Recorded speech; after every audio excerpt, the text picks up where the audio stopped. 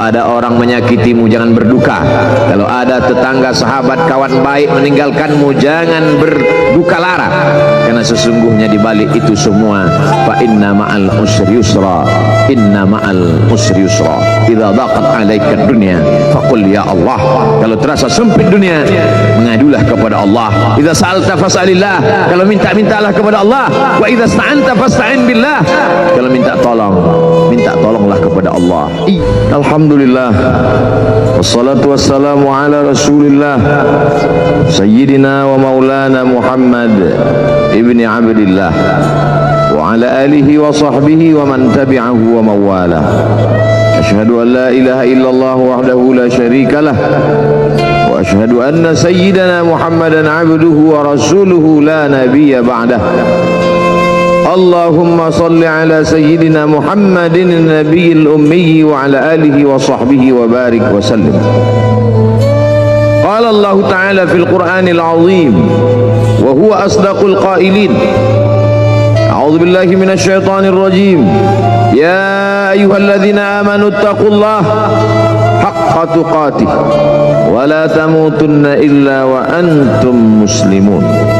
Wa qala ta'ala fi ayatin ukhra, ya ayyuhalladzina amanu taqullaha wa qulu qawlan sadida yuslih lakum a'malakum wa yaghfir lakum dhunubakum wa man yuti'illaha wa rasulahu faqad faza fawzan 'azima.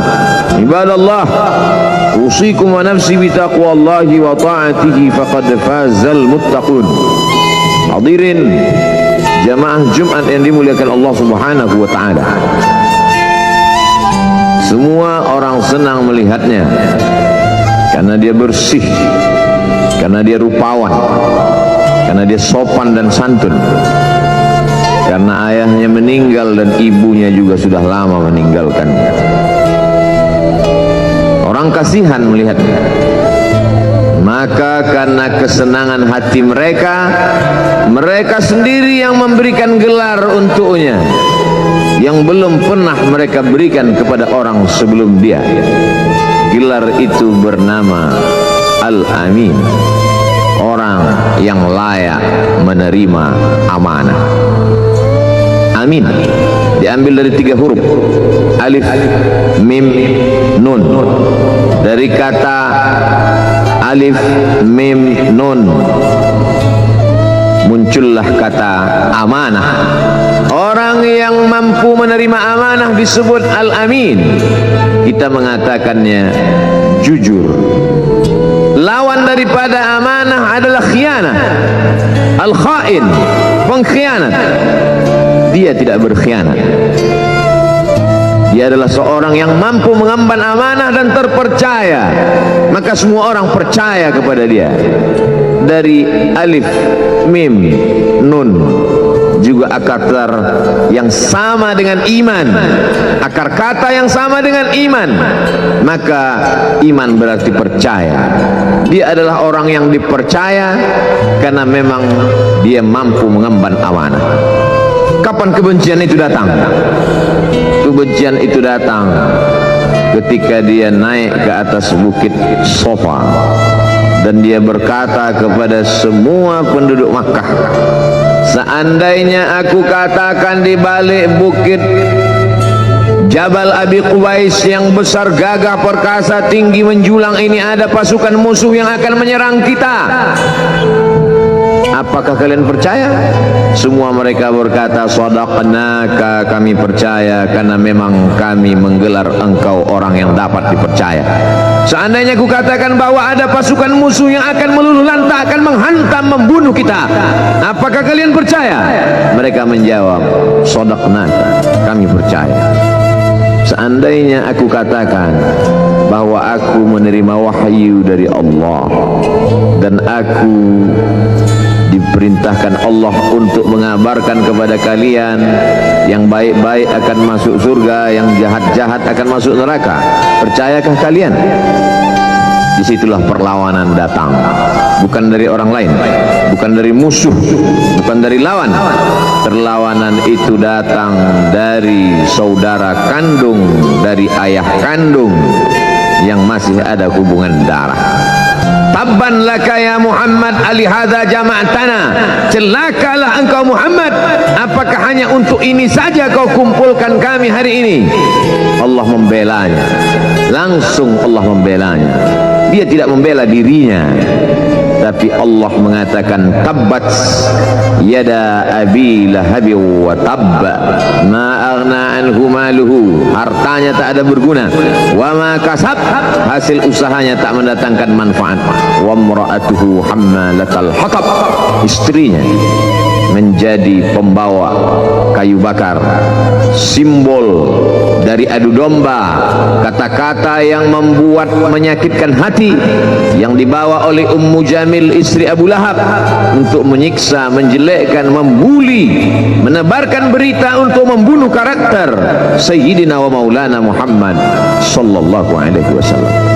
Ini bukti kalau hari ini ada anak muda yang rupawan, yang dermawan, yang disenangi lingkungannya, tidak ada orang yang tersinggung, biasa, karena Nabi Muhammad SAW juga pernah mengalami hal itu.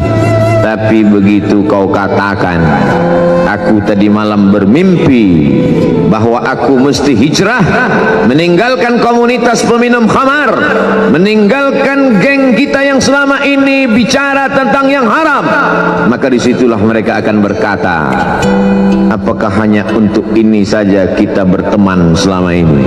Mana persahabatan kita? Apa yang dialami pemuda-pemuda hijrah hari ini dialami oleh Rasulullah sallallahu alaihi wasallam 14 abad yang silam.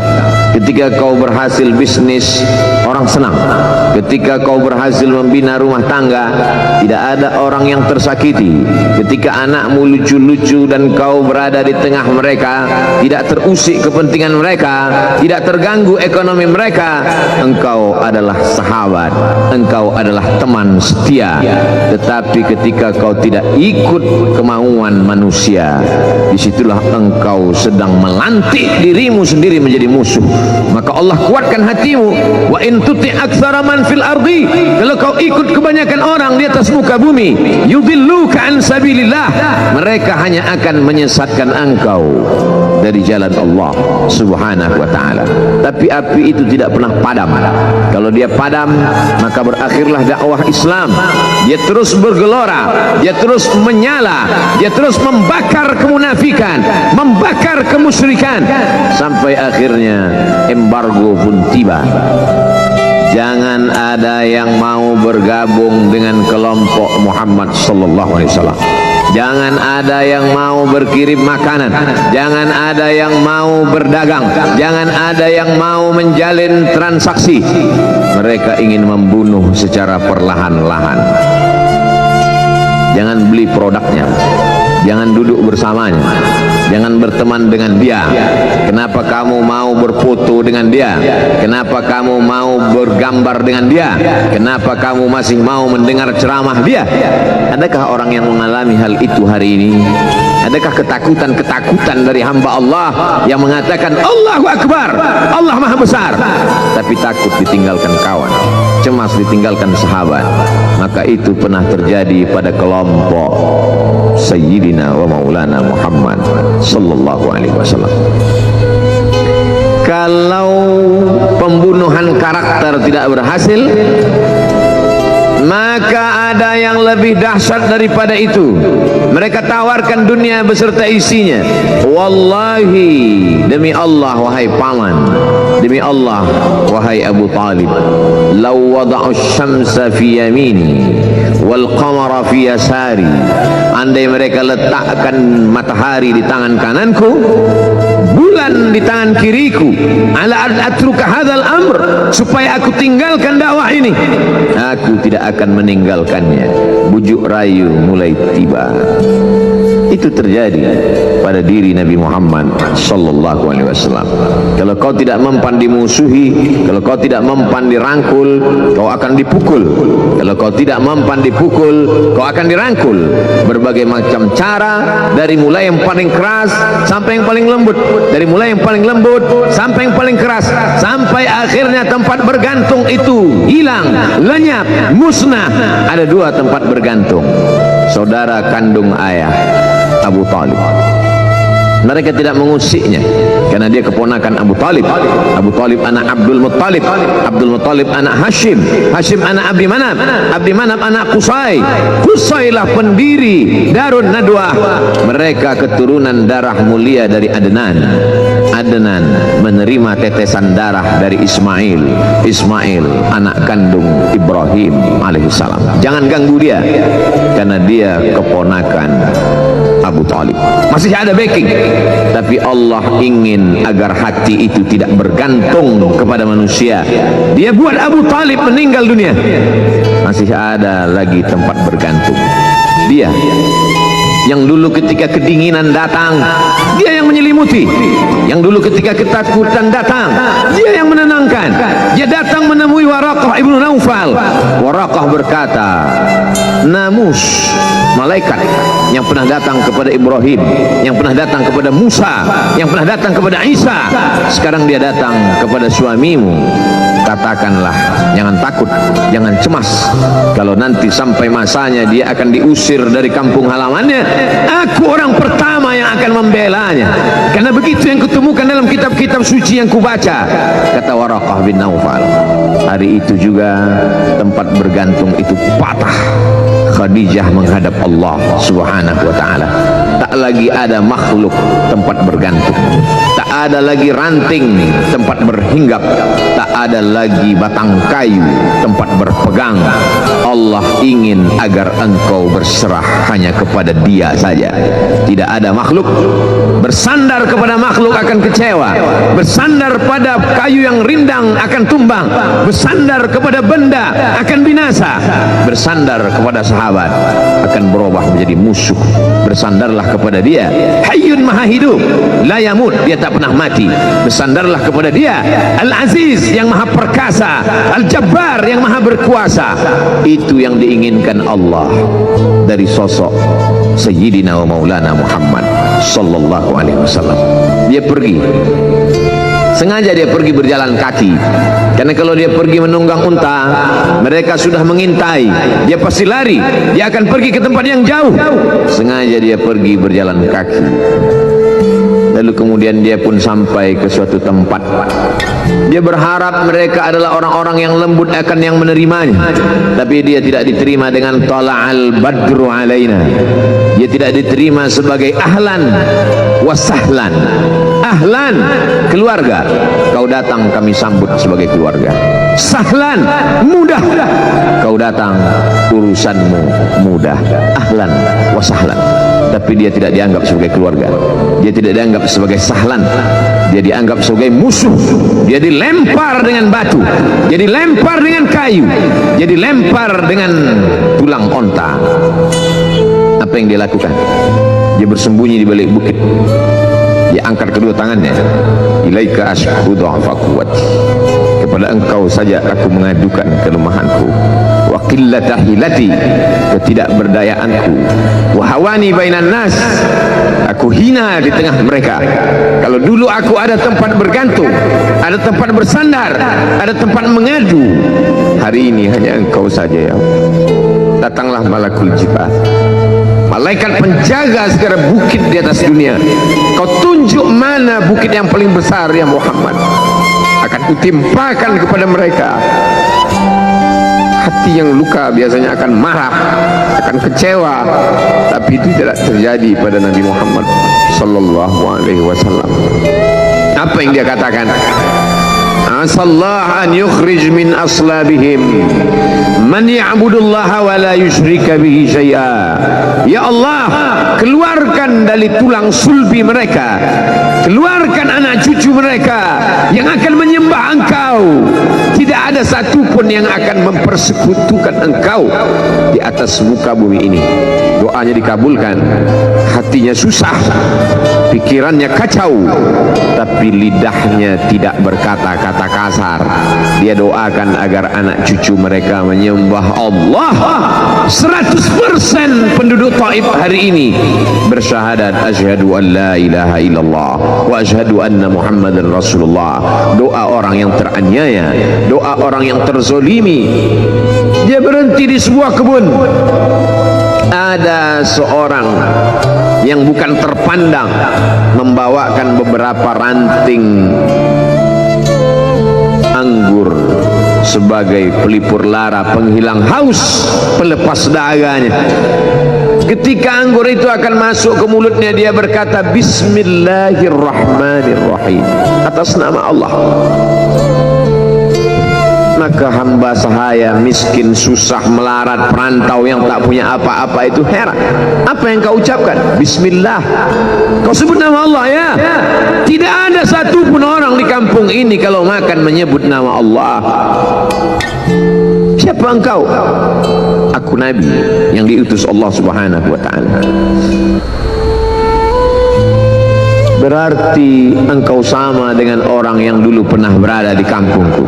Engkau dari mana? Aku dari Ninawi. Ninawi, ya. Di sana ada saudaraku, kata Nabi Muhammad SAW. Di sana ada saudaraku, namanya Yunus bin Matta. Yunus bin Matta adalah saudaraku. Sama-sama hamba yang diutus Allah Subhanahu wa ta'ala. Dia juga diingkari oleh kaumnya. Dia masuk ke dalam lautan, ditelan seekor ikan dalam 3 kegelapan. Gelapnya tengah malam, gelapnya lautan, gelapnya perut ikan. Dia berserah kepada Allah, la ilaha illa anta subhanaka inni kuntu minal zalimin. Begitu cara Allah mengingatkan Nabi Muhammad SAW. Apa yang kau rasakan hari ini belum ada apa-apanya dengan apa yang pernah dirasakan oleh Yunus bin Matta. Mendengar itu langsung saja Addas bersimpuh sujud mencium lutut Nabi Muhammad SAW. Dia tidak mulia, dia hamba sahaya, dia miskin, dia perantau, tapi dia sempat mencium tangan Nabi Muhammad SAW. Dia sempat menghilangkan dahaga dari leher Nabi Muhammad SAW. Pertemuan yang berkesan. Biarlah pertemuan itu sekali, tapi sampai ke lubuk hati. Untuk apa pertemuan yang berulang kali, tapi hanya sampai di tepi bibir, hanya basa-basi. Nabi SAW kembali, dia pulang. Di tengah perjalanan dia mendengar, qul, katakan, uhiya ilayya annahu istama'ana farum minal jin. Ada sekelompok jin. Jin itu berkata, inna sami'na qur'anan ajaba. Kami mendengarkan bacaan Al-Quran ajaba, menakjubkan, ajib. Biarlah manusia menolak, biarlah manusia yang aku dan sombong itu tidak menerimamu, tapi ada satu makhluk yang mau menerimamu. Inna, kami dari kalangan jin, sami'na, mendengar, Qur'anan ajaba, bacaan Al-Quran yang mengagumkan, yahdi ila rusdi, yang membuat kami lurus berpikir benar. Betapa jin yang dikatakan makhluk jahat, tapi ketika dia mendengarkan bacaan Al-Quran tersentuh hatinya dan dia bersyahadat, anna minnal muslimun, kami ada yang muslim, wa minnal qasitun, kami ada yang kafir. Yang muslim taharrau rasada, selalu mencari jalan kebenaran. Yang kafir kanu li jahannam hataba, mereka hanya akan menjadi santapan neraka jahannam. Dia kembali ke kota suci Makkah Al-Mukarramah seperti biasa, sampai akhirnya datanglah malaikat Jibril membelah dadanya, mensucikan hatinya sampai layak. Lalu kemudian dia pun dibawa. Subhanalladzi asra bi'abdihi lailan, maha suci Allah yang memperjalankan hambanya pada suatu malam, minal masjidil haram ilal masjidil aqsa, dari masjidil haram ke masjidil aqsa, alladzi barakna haulah, kami berkahi sekelilingnya. Untuk apa? Linuriyahu min ayatina, kami ingin memperlihatkan kepadanya tanda-tanda kebesaran kami. Selama ini dia hanya didengar, azab kubur didengar, neraka jahanam didengar, malaikat didengar. Hari ini kami ingin memperlihatkan tanda-tanda itu kepada hamba kami. Jangan bersedih ketika kau didustakan, jangan bersedih ketika kau dibunuh karaktermu, jangan berduka cita ketika tidak ada manusia yang menerimamu, karena sesungguhnya itu hanyalah cara Allah menguatkan hatimu karena dia ingin mengangkat derajatmu, menempatkan di tempat yang terpuji, memperlihatkanmu sesuatu yang tidak pernah dia perlihatkan kepada manusia yang lain. Dia buat hatimu hancur berkeping agar tidak lagi ada tempat makhluk dalam hatimu, yang ada hanya Allah semata. Ma fi qalbi ghairullah. Pada saat itu mentalmu sudah kuat, layaklah engkau berada di tempat yang terpuji. Kalau ada orang menyakitimu, jangan berduka. Kalau ada tetangga, sahabat, kawan baik meninggalkanmu, jangan berduka lara, karena sesungguhnya di balik itu semua, fa inna ma'al usri yusra, inna ma'al usri yusra. Idza daqat 'alaika dunya faqul ya Allah. Kalau terasa sempit dunia, mengadulah kepada Allah. Idza sa'alta fas'alillah. Kalau minta-mintalah kepada Allah. Wa idza sta'anta fasta'in billah. Kalau minta tolong, minta tolonglah kepada Allah. Iyyaka na'budu wa iyyaka nasta'in. Kepada Engkau kami menyembah, kepada Engkau kami beribadah, kepada Engkau kami bersimpuh sujud, kepada Engkau juga kami meminta pertolongan. Barakallahu li wa lakum fil Qur'anil azim wa nafa'ani wa iyyakum bima fihi minal ayati wadh-dhikril hakim wa taqabbala minni wa minkum tilawatahu innahu huwal ghafurur rahim.